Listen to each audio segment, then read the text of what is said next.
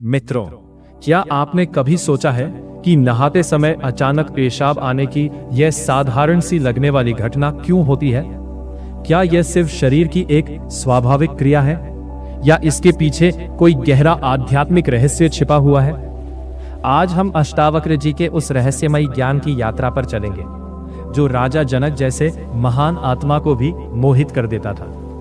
यह ज्ञान न केवल शरीर विज्ञान को समझाता है, बल्कि आत्मा की सच्चाई को भी उजागर करता है। कहानी की शुरुआत मिथिला का जिज्ञासु युवक माधव। एक समय की बात है, मिथिला नगरी में माधव नाम का एक युवक रहता था। माधव की उम्र बस 20-22 साल रही होगी, लेकिन उसकी जिज्ञासा अनंत थी। वह न तो धन का लालची था, न यश का भूखा। उसकी एक ही प्यास थी, सत्य की प्यास। बचपन से ही वह वेदों, पुराणों, संतों की वाणियों में डूबा रहता था। जबकि दूसरे बच्चे खेलकूद में मस्त रहते, माधव बूढ़े ऋषि मुनियों के पास बैठकर जीवन, मृत्यु, आत्मा और परमात्मा के बारे में प्रश्न पूछता।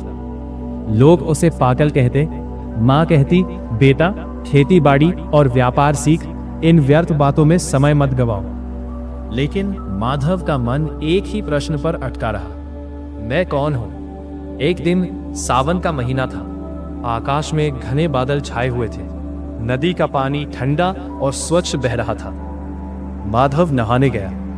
जैसे ही उसने शरीर पर पानी डाला, अचानक पेशाब की तीव्र इच्छा हुई। थोड़ा शर्मिंदगी महसूस हुई। किनारे आकर उसने काम निपटाया और फिर नहाने लगा। घर लौटते समय उसके मन में एक विचित्र प्रश्न उठा, नहाते समय पेशाब क्यों आ जाती है? क्या यह सिर्फ शारीरिक क्रिया है या कोई गहरा आध्यात्मिक रहस्य है? लोग कहते हैं कि नहाते समय पेशाब करने वाला भाग्यशाली होता है। क्या यह सच्चाई है या अंधविश्वास? ये प्रश्न इतना तीव्र था कि माधव भोजन भी भूल गया। दिन भर उसी में खोया रहा। रात को नींद नहीं आई। वो सोचता, छोटी से छोटी घटना का भी कोई कारण होता है। विज्ञान कहता है कि ठंडा पानी शरीर की रक्त वाहिकाओं को सिकोड़ता है, गुर्दों पर दबाव पड़ता है, इसीलिए पेशाब आती है। लेकिन क्या ऋषि मुनियों ने इसके पीछे कोई आध्यात्मिक कारण बताया है? माधव ने मिथिला के विद्वानों से पूछा। किसी ने कहा, बेटा यह शरीर का स्वाभाविक कर्तव्य है, इसमें सोचने की क्या बात। किसी ने कहा, यह शुभ शकुन है, लक्ष्मी आएगी। किसी ने कहा, अशुभ है, पाप लगेगा। हर किसी का उत्तर अलग था। माधव और अधिक उलझ गया। कुछ दिनों बाद उसे पता चला कि पास के घने जंगल में प्राचीन बरगद के नीचे अष्टावक्र जी विराजमान हैं। अष्टावक्र जी, जिनका शरीर 8 जगहों से टेढ़ा था, लेकिन ज्ञान इतना गहरा कि राजा जनक भी उनके चरणों में झुकते थे। माधव का हृदय आनंद से भर गया। उसने फल और जल लेकर यात्रा शुरू की। 3 दिनों की यात्रा के बाद माधव जंगल पहुंचा। यज्ञ की सुगंध आ रही थी, पक्षियों की मीठी ध्वनि गूंज रही थी। शांति का केंद्र बिंदु थे अष्टावक्र जी। उनका शरीर टेढ़ा था, रीढ़ की हड्डी मुड़ी हुई, गर्दन झुकी, पैर टेढ़े। लगता था प्रकृति ने उनके साथ अन्याय किया है। लेकिन चेहरा सूर्य की तरह चमक रहा था, आंखें सागर की गहराई लिए हुए, मुख हिमालय की चोटी वाली शांति से भरा। माधव दौड़कर उनके चरणों में गिर पड़ा। आंसू बह निकले। गुरुदेव, मैं भटक गया हूं। एक प्रश्न मुझे सोने नहीं देता, कृपा करके मार्गदर्शन करें। अष्टावक्र जी ने धीरे से आंखें खोली, माधव को ऊपर से नीचे देखा, मुस्कुराए। करुणा, प्रेम और रहस्य उस मुस्कान में था। माधव ने प्रश्न रखा, गुरुदेव, लोग कहते हैं नहाते समय पेशाब आना हर किसी की किस्मत में नहीं होता। कुछ इसे शुभ मानते हैं, कुछ अशुभ। क्या इसमें कोई आध्यात्मिक सत्य है या यह शरीर की यांत्रिक क्रिया मात्र है? अष्टावक्र जी कुछ पल चुप रहे। पत्तों की सरसराहट सुनाई दे रही थी। फिर बोले, बेटा, संसार में जो कुछ भी होता है उसके पीछे निश्चित कारण है। विज्ञान पदार्थ में कारण ढूंढता है, दर्शन चेतना में। लेकिन मनुष्य की सबसे बड़ी भूल यह है कि वो छोटी घटनाओं को रहस्य मानकर असली रहस्य को भूल जाता है। माधव ने विनती की, गुरुदेव, विस्तार से समझाए। मैं अज्ञानी हूं। अष्टावक्र जी बोले, पहले एक कहानी सुनो बेटा। कहानी सुनने के बाद ही तुम समझ पाओगे कि सत्य कहाँ है और माया कहाँ। बहुत समय पहले मिथिला से 200 कोस दूर विजयनगर नामक राज्य था। वहां राजा विक्रम राज करते थे। उनके खजाने सोने चांदी हीरे जवाहरातों से भरे थे। सेना इतनी विशाल कि दुश्मन नाम सुनकर कांप जाते। 7 मंजिला राजमहल संगमरमर का, हर मंजिल पर 100 दासियां, भोजन में 56 प्रकार के व्यंजन, चाहे तो सारा संसार खरीद सकते थे। माधव ने बीच में पूछा, तो गुरुदेव वे निश्चित ही सुखी होंगे? अष्टावक्र जी मुस्कुराए, यह तो माया है बेटा, सुनो आगे। राजा विक्रम के पास सब कुछ था, फिर भी वे सदैव चिंतित रहते। रात को नींद नहीं आती। वैद्य कहते, महाराज शरीर में कोई रोग नहीं, ये मन का रोग है। मंत्री कहते, राज्य सब ठीक है, लेकिन राजा का मन अशांत था। एक दिन वे ऊब गए। सोचा, इतना वैभव फिर भी शांति क्यों नहीं? शायद जंगल में प्रकृति के बीच जवाब मिले। वे साधारण वस्त्र पहनकर बिना सैनिकों के जंगल चले गए। 3 दिन भटकने के बाद नदी किनारे उन्हें एक ऋषि दिखे। ऋषि निर्वस्त्र थे, शरीर पर केवल भभूत, जटाएं बंधी हुई। उम्र का पता नहीं चलता। चेहरा 40 साल का लगता, लेकिन चेहरे पर ऐसी आनंद और प्रसन्नता कि मानो सारा विश्व का खजाना उन्हें मिल गया हो। वे नदी में डुबकी लगा रहे थे, पानी उछाल रहे थे और बच्चे की तरह जोर जोर से हंस रहे थे। राजा विक्रम क्रोधित हो गए। सोचा, मेरे पास सब कुछ फिर भी दुख, इनके पास कुछ नहीं फिर भी इतनी खुशी। उन्होंने कठोर स्वर में पूछा, महाराज आपके पास न महल, न राज्य, न धन, न सेना, गर्मी सर्दी भूख प्यास सहते हो, नदी का पानी पीते हो, पेड़ के नीचे सोते हो, फिर भी इतने प्रसन्न कैसे? सुख का यह रहस्य क्या है? ऋषि ने मुड़कर राजा को देखा।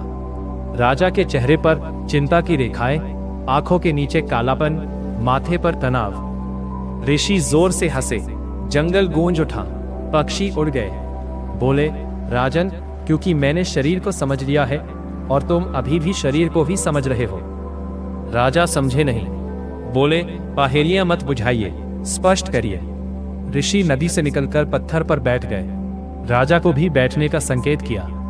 बोले, देखो राजन, जब शरीर को पानी मिलता है तो उसकी अनेक प्राकृतिक क्रियाएं सक्रिय हो जाती है। जैसे पृथ्वी पर वर्षा होते ही बीज अंकुरित होने लगते हैं, वैसे ही शरीर भी अपनी प्रकृति के अनुसार प्रतिक्रिया करता है। ठंडा पानी त्वचा पर पड़ता है तो रोए खड़े हो जाते हैं, पेट की मांसपेशियां सिकुड़ती हैं, गुर्दों पर दबाव पड़ता है, मूत्राशय सिकुड़ता है। ये सब प्रकृति का नियम है, इसमें शुभ अशुभ कुछ नहीं, ये तो मशीन की तरह है। राजा ने पूछा, तो क्या इसमें कोई विशेष भाग्य छिपा है? लोग कहते हैं नहाते समय पेशाब करने वाला भाग्यवान होता है। ऋषि जोर से हंसे। भाग्य? अरे मूर्ख राजन, नहाते समय पेशाब करना या न करना तुम्हारा भाग्य नहीं है। असली भाग्य तो ये है कि तुम्हें स्वस्थ शरीर मिला है जो अपनी प्राकृतिक क्रियाएं ठीक से कर रहा है। सोचो, लाखों लोग ऐसे हैं जिनके गुर्दे खराब हैं, डायलिसिस पर है। वे हर बूंद पेशाब के लिए तरसते हैं, डॉक्टर के सामने हाथ जोड़ते हैं, और तुम पूछ रहे हो कि पेशाब करना शुभ है या अशुभ?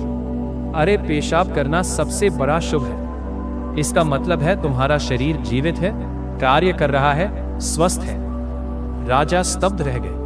पहली बार किसी ने उन्हें ऐसा कहा था। वे चुप हो गए। ऋषि आगे बोले, राजन, तुम राजा हो इसलिए हर चीज को लाभ हानि के तराजू पर तोलते हो, लेकिन प्रकृति का कोई तराजू नहीं। नदी बहती है तो नहीं सोचती कि मैं किसी का भला कर रही हूं या बुरा। सूर्य उगता है तो नहीं सोचता कि मैं फसल उगा रहा हूं या किसी को जला रहा हूं, वह बस अपना कार्य करता है। वैसे ही शरीर की हर क्रिया प्राकृतिक है। भूख लगना, प्यास लगना, नींद आना, पेशाब मलत्याग करना, ये सब शरीर के कर्तव्य हैं। राजा ने सिर झुकाया, आंखों में आंसू आ गए। 30 साल राज करने के बाद पहली बार उन्हें लगा कि वे कुछ नहीं जानते। ऋषि ने उनके कंधे पर हाथ रखा। राजन, तुम दुखी इसलिए हो क्योंकि तुमने खुद को शरीर मान लिया है। तुम सोचते हो मैं राजा हूँ, ये मेरा महल, मेरा राज्य, मेरा शरीर। अरे ये सब तुम्हारा कहाँ है? जन्म के समय क्या लाए थे, मृत्यु के समय क्या ले जाओगे?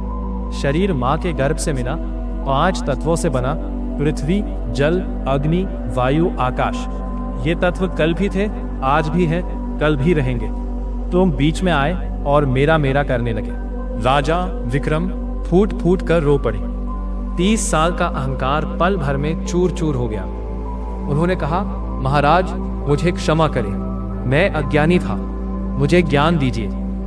ऋषि मुस्कुराए, ज्ञान देने की जरूरत नहीं राजा, ज्ञान तो तुम्हारे भीतर है, बस अहंकार का पर्दा हटाओ। अष्टावक्र जी ने माधव से कहा, बेटा अब समझे, नहाते समय पेशाब आना शरीर की स्वाभाविक सफाई और संतुलन की प्रक्रिया है। ठंडा पानी शरीर के तापमान को संतुलित करता है, अपशिष्ट बाहर निकालता है। लेकिन इससे आगे की बात यह है कि यह हमें याद दिलाता है, हम शरीर नहीं, आत्मा है। शरीर तो नश्वर है, उसकी क्रियाएं क्षणिक, आत्मा अमर है, निर्लिप्त। जो व्यक्ति नहाते समय इस क्रिया को शुभ अशुभ मानकर अटक जाता है, वो शरीर से बंधा रहता है।